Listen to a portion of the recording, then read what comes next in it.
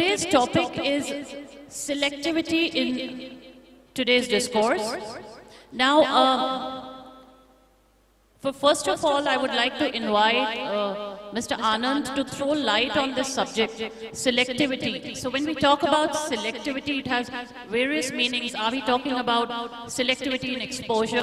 Are we talking about selectivity in retention, selectivity in perception? So we'll hand it over to him and ask him what exactly does he mean when he says selectivity in today's discourse?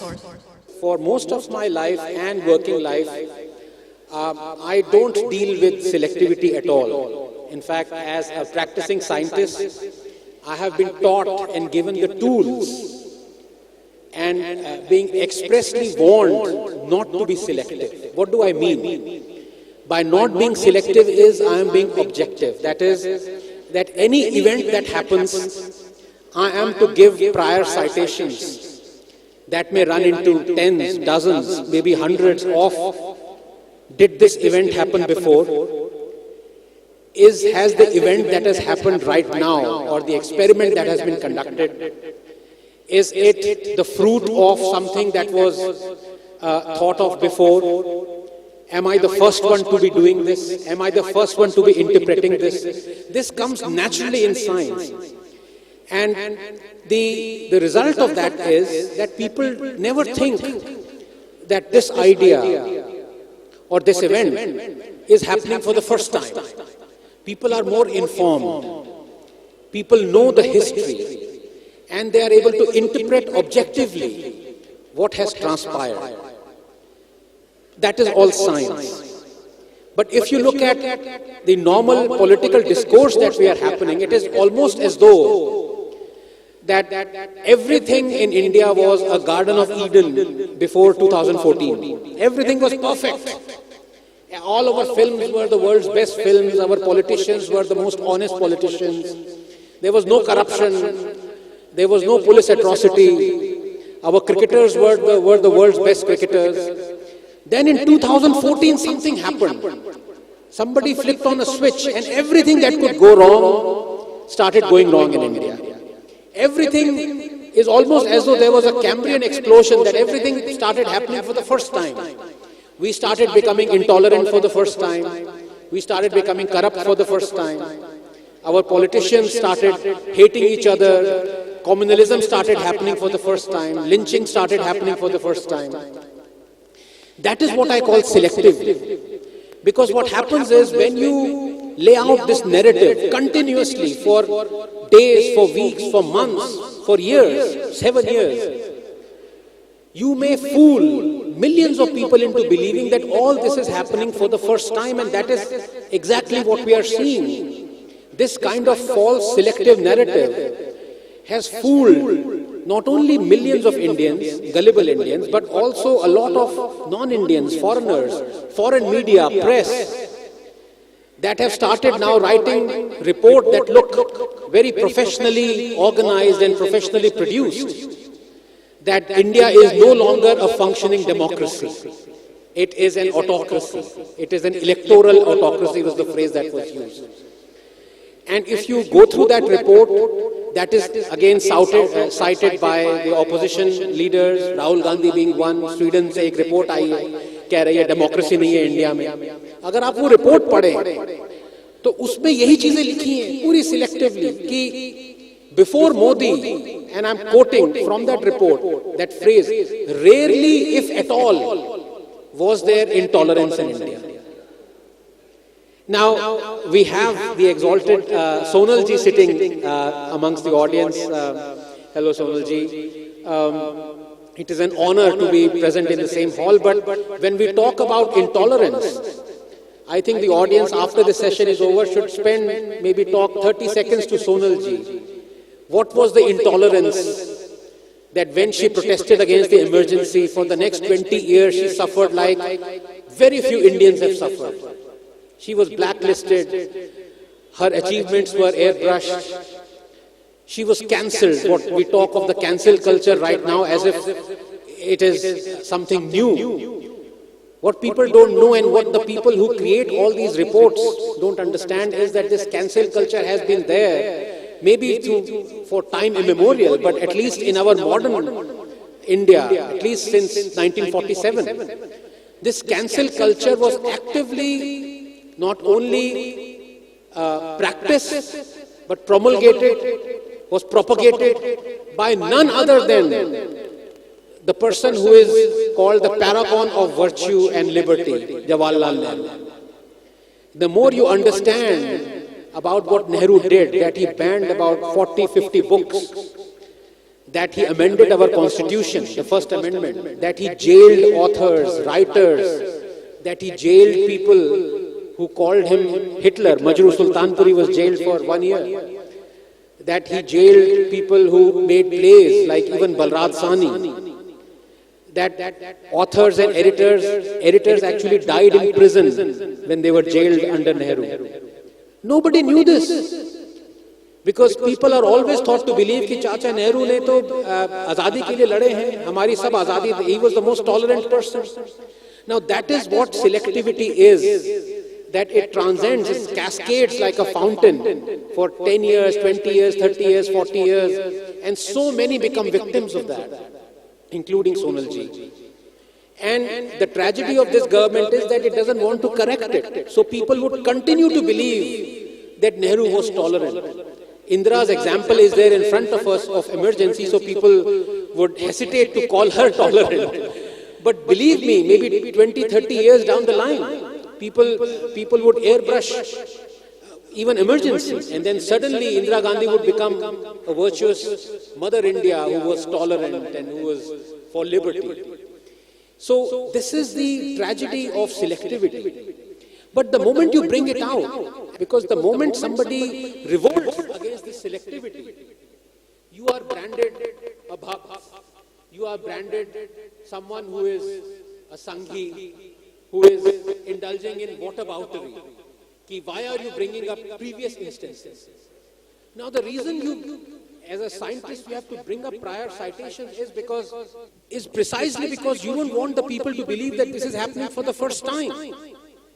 If people thought that Congress did not indulge in 275 blatant instances of trampling on freedom of speech and expression, if the Congress did not jail people who were protesting against electricity cuts, charge them with sedition, that everything that is being done, trampled upon our rights, is being done by Modi, then that is wrong. Because whataboutery is an intrinsic mechanism by which you bring out the hypocrisy of such people and expose their agenda.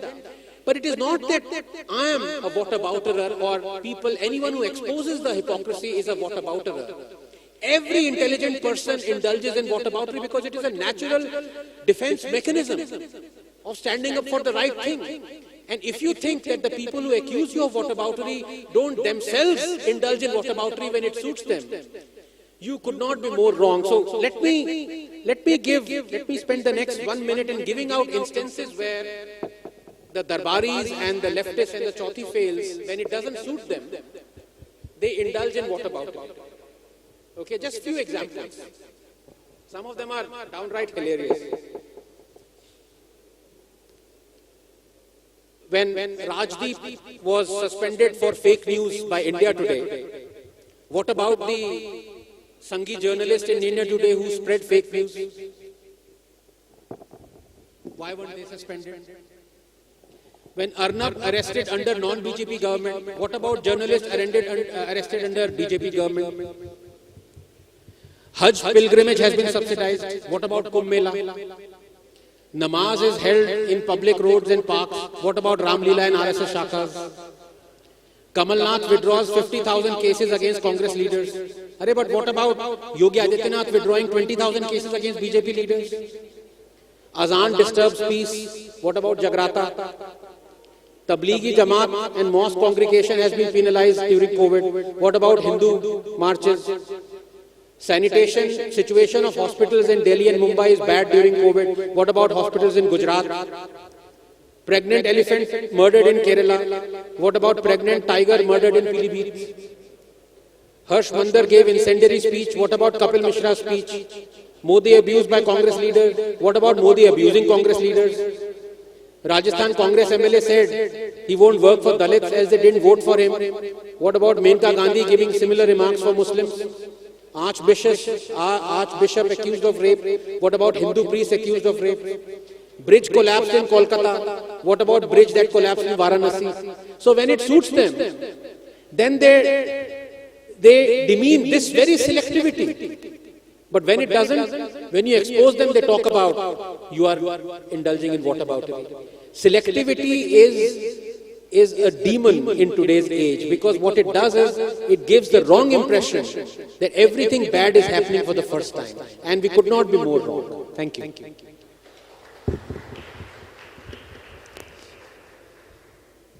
सत्र का विषय है वैचारिक पक्षपात, जो हम सब लोग रोज महसूस करते हैं, और मेरी नज़र में बहुत व्यापक विषय जो देश की सामाजिक और राजनीतिक स्थितियों पर गहरा असर डाल रहा है। लेकिन इस विषय पर बातचीत करने के लिए डॉक्टर आनंद का चयन शायद इसलिए किया गया है क्योंकि वो खुद भी इस पक्षपात के शिकार हुए हैं, और अच्छा सहयोग है वो हमारे साथ है। तो हम उन्हीं से जानना चाहेंगे कि बेंगलुरु में हिंसा की घटना के बाद जब उन्होंने एक ट्वीट किया था तो क्या हुआ था, किस तरह से ट्विटर ने रिएक्ट किया, फिर किस तरह से उन्होंने अपनी गलती मानी, और उस दरमियान आनंद जी की मनोदशा कैसी रही, और जब वो विजेता बनकर निकले, ट्विटर ने अपनी गलती मानी, उनका अकाउंट फिर से खुला, तो उसके बाद उनके प्रति समाज का, उनके फॉलोअर्स का रवैया किस तरह से बदला?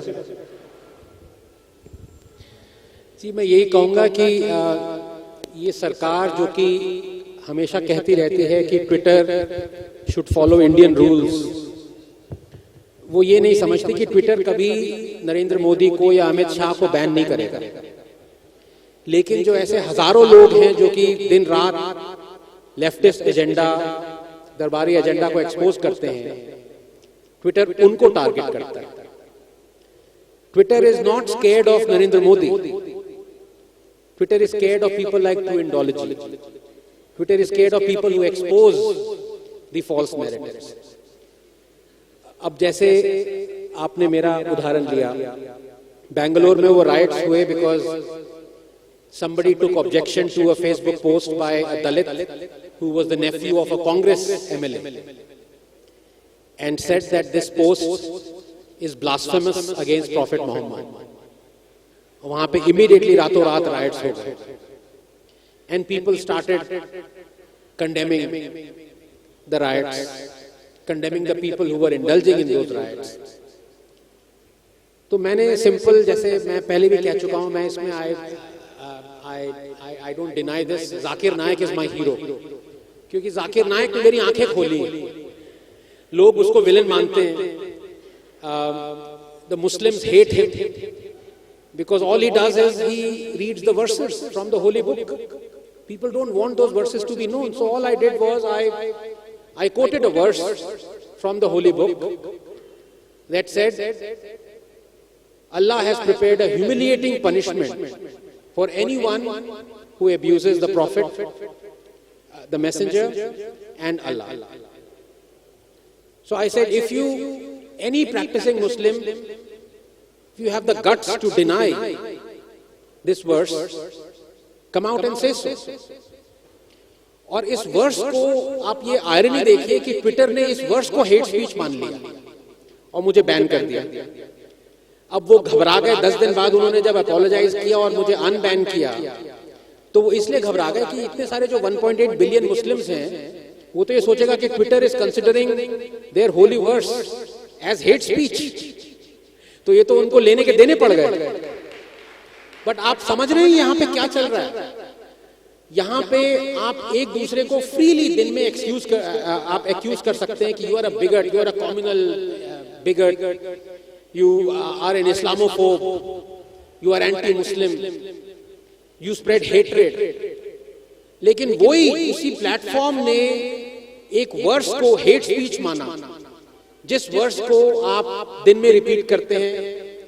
Nobody can get up and say कि this is hate speech. This is the world we are living in. और कोई भी एक्यूज मैं सिर्फ ये नहीं कह रहा कि this is a Muslim problem और अ हिंदू प्रॉब्लम और अ क्रिश्चियन और a Sikh problem. This is a problem that हमें अब डर लगने लगा है. We are so scared of religion itself that we have started praising what is being spread in the name of religion. And I think sooner or later people would start revolting against it. Sooner or later people would realize कि अगर जैसे मैं एक example दूँ, just ending in the last census, 2011 census, 155 million Indian infants aged 1 to 3, 1 से 3 साल के 155 million Indian बच्चों को मुस्लिम, हिंदू, सिख और क्रिश्चियन करार कर दिया गया. क्यों? क्या कोई सेंसस लेडी या सेंसस आदमी ने नॉक किया दरवाजे पे और वो 3 साल के बच्चे से पूछा कि आप हिंदू हो, आप मुस्लिम हो? ये हम ही लोग हैं जो कि ये परपेचुएट कर रहे हैं. ये हम ही लोग हैं जिन्होंने 1 साल के, 2 साल के, 3 साल के बच्चे को रिलीजन करार कर दिया. अब वो 15 साल का होगा, 16 साल का होगा, जब उसमें ये I don't know wisdom आएगी या नहीं भी आएगी या जो भी है, for him to decide. I'm not saying that he should become an atheist or an agnostic, but he should be given a choice to decide. Why are we deciding for him, especially when he is 1 year or 2 year old? But this is what is happening in our country, and as Vikram quoted me, correctly quoted me, we are now reached a stage. We have now reached a stage where we are snaring the fundamentalists. But sparing the fundamentals. हम उन लोगों को गालियां दे रहे हैं जो कि fundamentals को फॉलो कर रहे हैं, क्योंकि हमें अब डर लगने लगा है कि हम फंडामेंटल को गालियां नहीं दे सकते. इसी से संबंधित 2 छोटे छोटे सवाल और करूंगा जिनका आप एक साथ जवाब दे दीजिएगा. पहला तो ये कि आपको क्या लगता है कि ये जो फेसबुक और ट्विटर जैसे प्लेटफॉर्म्स की जो ये कैंपेन है वैचारिक पक्षपात की, ये हमारे देश की जो शांति है और एक सामाजिक सद्भाव है उसको कितना प्रभावित कर रही है? मुझे लगता है कि बहुत डेंट कर रही है, बहुत डैमेज कर रही है, लेकिन आपकी राय जानना चाहेंगे. और दूसरा ये कि हिंदुस्तान के खिलाफ सीमा के अंदर और सीमा के बाहर दोनों तरफ से पिछले कुछ सालों से बहुत साजिशें दिखती हैं. आपको क्या लगता है कि फेसबुक और ट्विटर जो कर रहे हैं ये उन्हीं साजिशों में शामिल है और ये उन्हीं का विस्तार है क्या? नहीं, ये आपने बहुत अच्छा सवाल पूछा और ये सिलेक्टिविटी से एकदम जुड़ा हुआ सवाल है. लेकिन इसमें मैं ये एक पहले डिस्क्लोजर करना चाहूंगा कि I am not a man of grey, I am a man of black and white. क्योंकि मुझे लगता है कि जब भी हम ग्रे में जाते हैं तब हम किसी दूसरे पे अपनी गिल्ट को थोप देते हैं. फॉर एग्जाम्पल, ये ग्रे ही है जिसने हमारी फ्रीडम ऑफ स्पीच और एक्सप्रेशन को एब्सोल्यूट नहीं किया हुआ है. It is subject to something.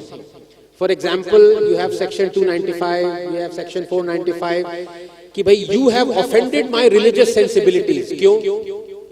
आपके पास कोई चार्ट है जो बताता है कि ये ऑफेंड मैंने किया है और ये इससे मैं ऑफेंड होऊंगा, इससे मैं ऑफेंड नहीं होऊंगा. कोई ऐसी, ये आप पे निर्भर करता है. अगर आपको लगता है कि आप ऑफेंड हुए हैं, so you can put me in jail, क्योंकि ये ग्रे एरिया है. Who is to decide what is an offence, what is not an offence? तो इसलिए मेरा तो ये मानना है कि ट्विटर और Facebook, they are platforms, they should remain a platform. Of course they are subject to Indian laws. तो जो किसी ने भी ट्विटर पे कुछ भी कहा, that is subject to Indian laws, और we have ample Indian laws. Many of the laws I consider as unfair, that can still be applied. It is any Indian citizen's constitutional right to apply those laws. But according to me, it is not Twitter's right to ban someone. कि Twitter cannot be the judge. Twitter is just a platform. मतलब अगर आप कल को railway station पे कहना शुरू कर दें कि ये गाड़ी आएगी, ये गाड़ी नहीं आएगी, Twitter वही कह रहा है. And Twitter पे कौन डिसाइड कर रहे हैं? वो तो Twitter के CEO ने खुद माना है कि we have a leftist bent of mind. तो कोई लेफ्टिस्ट डिसाइड कर रहा है कि I want to ban this person because he is not a leftist. उसमें Twitter has no right to do that. And the same goes for Facebook. So they are now unabashedly saying that we are leftists, we are going to ban people who do not follow our ideology. In fact, last 2 days, if I'm not mistaken, Wikipedia, जिन्होंने विक्रम संपत के page को vandalise किया, जिन्होंने संजीव सान्याल के page को vandalise होने दिया, उसमें अभी ये डिस्कशन चल रहा है कि क्या हमें ये पेज जो कहता है कि communist regimes all over the world killed 100 million people, ये हमें पेज डिलीट कर देना चाहिए। सिचुएशन यहां पे है, जितना हम सोचते हैं कि हम एक इन्फॉर्म्ड एज में रह रहे हैं, इनफैक्ट उससे उल्टा हो रहा है। हम एक इन्फॉर्म्ड एज में विलिंगली अपने आप को मिस इन्फॉर्म्ड और अनइन्फॉर्म्ड करना चाह रहे हैं, and that is the biggest tragedy. I would have thought that social media is opening the eyes of people, but if you look at, for example, in China, they did a survey. Only 15% of Chinese know about Tiananmen Square massacre. ये situation है, और अभी 30 साल हुए उसको। In 30 years, 85% of Chinese have forgotten or don't even know that 10,000 innocent people were mercilessly murdered overnight in Tiananmen Square. तभी मैंने example लिया इमरजेंसी का। 30 साल बाद हो सकता है हम ऐसे बिजार वर्ल्ड में रहे जहां पे लोग ये कहें कि इमरजेंसी हुई नहीं थी। इनफैक्ट जिन्होंने एक फिल्म बनाई थी, Prakash Jha, his film was censored by the Congress because Congress said कि इमरजेंसी, आप ये वर्ड हटाइए अपनी फिल्म से। So we are living in an age where the people who vociferously talk about not having any controls are the ones who are controlling.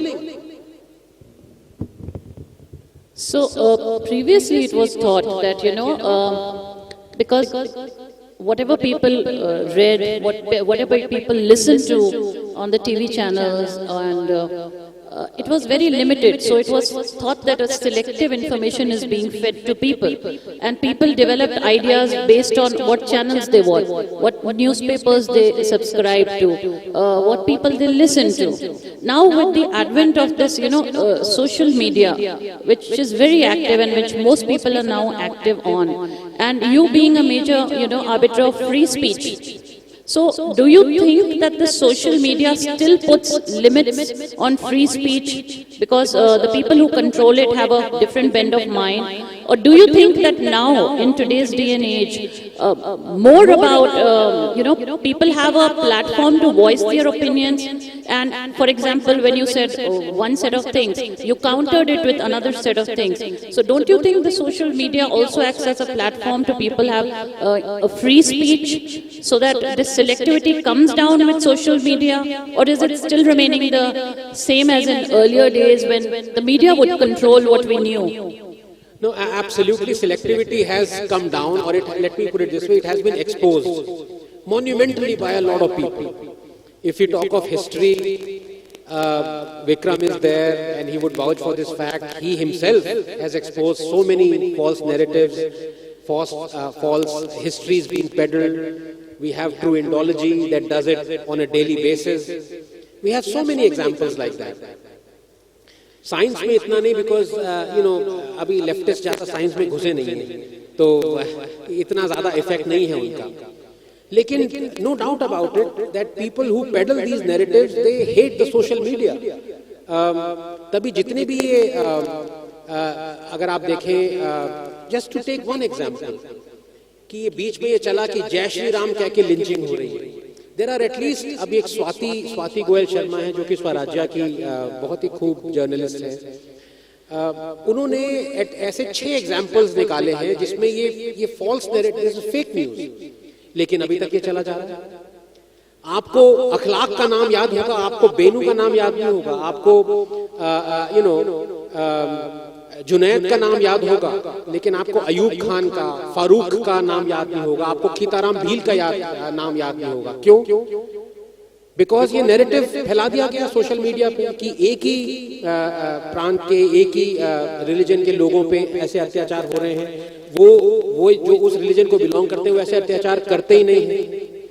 और वही लोग जो ये फैलाते हैं, जैसे दलित लीडर्स हैं, जब दलित पे मुस्लिम्स अत्याचार करते हैं तो वो चुप हो जाते हैं।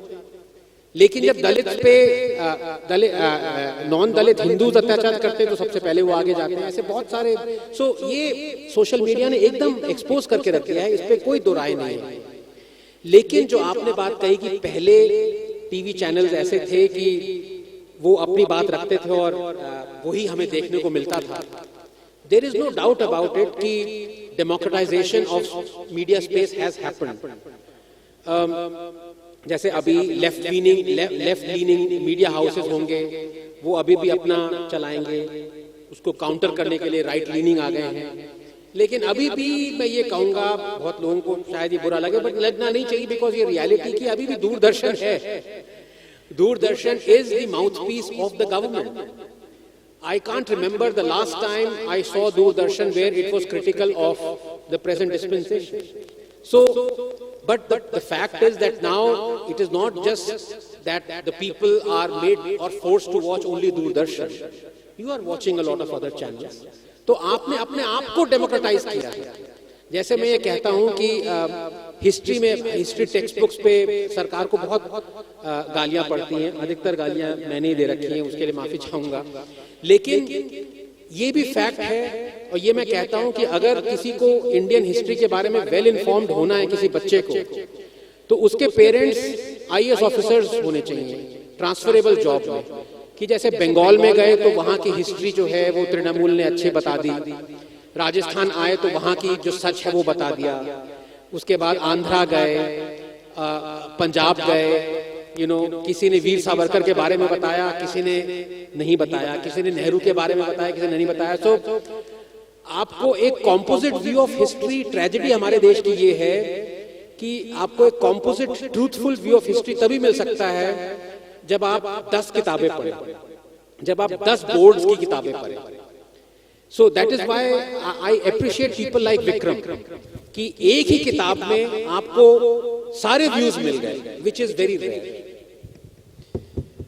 आनंद जी, एक सवाल और है कि ये डिबेट काफी पुरानी हो चली है कि सोशल मीडिया पर किसी तरह का रेगुलेशन होना चाहिए नहीं, उसके पक्ष में विपक्ष में लोग हैं। लेकिन अभी जो नए अनुभव आ रहे हैं, खासकर ट्विटर और फेसबुक जैसे प्लेटफॉर्म पे, वो ये तक करते हैं कि किसी नेशनल इशू पे या सोशल इशू पे पोल करवा लेते हैं और उसको देश के मूड के तौर पर वो पेश कर देते हैं। और अपने देश की जो सामाजिक स्थिति वो आप जानते ही, अभी इतना लिटरेसी लेवल इतना अच्छा नहीं है, लोग समझ नहीं पाते, भोले वाले लोगों का देश है। तो अभी आपकी क्या राय है कि क्या हमें इसे लेकर लॉ मेकिंग और रेगुलेशन के बारे में सीरियसली विचार करना चाहिए? मैं नहीं मानता। मैं ये आदमी की अभिव्यक्ति जानता हूं कि वो कोई भी, इनफैक्ट मैं तो इतना कहूंगा कि आदमी फेक न्यूज भी स्प्रेड कर सकता है, बिकॉज मैं ग्रे में काम नहीं करना चाहता। अगर आपने एक्सीडेंटली एक फेक न्यूज, और हम सब ने करी है, मैं भी उसमें गिल्टी हूं, मैंने भी किसी मीडिया में कुछ खबर पढ़ी और मैंने वो ट्वीट कर दिया कि दिस इज हैपेंड, बाद में पता चला कि वो गलत था। I apologise many times, I may not have apologise because of time और something, but the fact of the matter is कि आप कोई भी ओपिनियन पोल ले लीजिए, आप कुछ भी ले लीजिए, मैं उसको आदमी की आजादी मानता हूं। और मैं ये भी कहूंगा कि only violent people are provoked into violence. मैंने भी इतनी फेक न्यूज देखी है, व्हाट्सएप पे स्प्रेड होती है, इतनी सारी गलत चीजें, लाइज, सब गलत फहमियां, लेकिन मैं कल को राइटिंग पे नहीं चला जाता। किसी ने किसी भगवान को या किसी को गाली दे दी, तलवार मैं नहीं उठा लेता। वो तलवार वही लोग उठाते हैं जो कि तलवार पसंद होते हैं। सो अगर आप ये कहें कि मीडिया पे आप कुछ नहीं, आप वही चीज कहेंगे जो हम सैनिटाइज करके आपको देंगे, तो एक तरह से वो भी कंट्रोल है।